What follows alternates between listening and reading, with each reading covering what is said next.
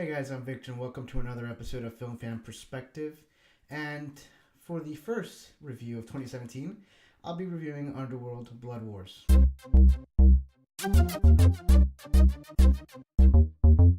So I'll start off by saying that I'm not exactly the biggest Underworld fan. I have seen parts of the first one and most of the prequel, but that's about it. So I came into this movie not knowing much about it and hoping that that wouldn't affect my viewing experience, which I think it might have affected it a little bit, obviously. But anyways, I was hoping for at least some great action scenes. I didn't exactly get that either, which brings it back to my first issue with this movie, which is some choppy editing and some editing choices that the director or the editor must have done. And I'll lead off by an example with the beginning fight scene with Selena and a couple of Lycans that we see that are chasing her by motorcycle. When we finally get to that battle that's in the tunnel, the fight itself was so choppy that I could barely tell what was going on in that scene in general. And then I'll leave with another example of, I guess, editing choices, and I will go to the moment where David talks to his father at the beginning of the movie as well. And there's a scene in that, conversation where he's talking. We cut back to the dad, and then we cut back to David, and he's still talking. And I don't know why the editor chose to do it that way, or why the people in charge of the film decided to, leave that as it is. But that actually threw me off quite a bit. One of the other issues I had was the logic that some of the characters showed in this movie. Now, I know this is just a movie, and you're supposed to kind of just, let the movie be and not think about it a lot. But there's certain things in the movie that kind of irked me. First of all, the vampires are basically going on a war with the Lycans, so you'd think they need all the vampires that they could possibly get.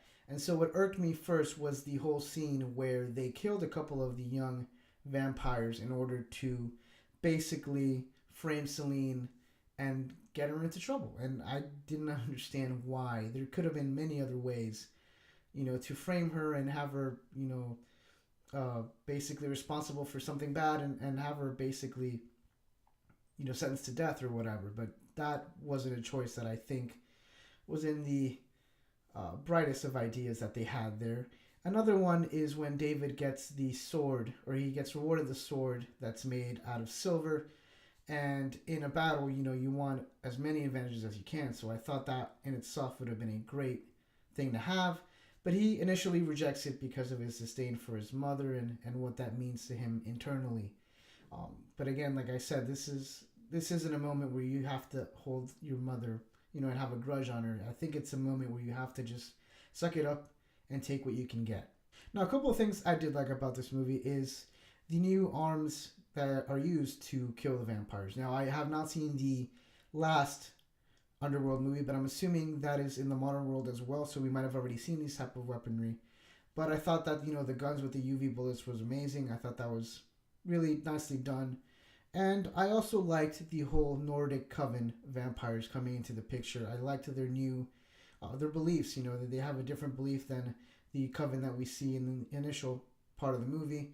And also the ability to kind of go super fast and just like disappear and reappear. I thought that was amazing. I know some people might not like that, and that might make the character of Selena overpowered, but I actually thought that was great. And I'm wondering, now that I'm thinking about it, if that will be something temporary that Selena will have, as she's only been in that bath once, or is it something permanent? Because I'm wondering, if you want to keep that ability, you have to constantly be in that bath, to rejuvenate that ability, or if it's just something temporary. I'm not sure how I feel about the highlights, though. I know what they were going for, because everyone in the Nordic Coven has white hair as opposed to Selena who has black hair.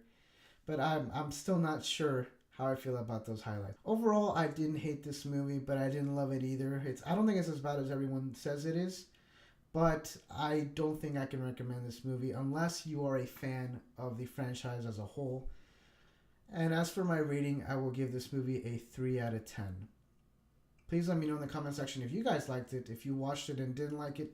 What irked you? What did you love about this movie? Give me your thoughts in the comment section again down below. And let's have a conversation, guys. That is it for this video. It is actually snowing outside, so I'm kind of getting that Nordic feel as well.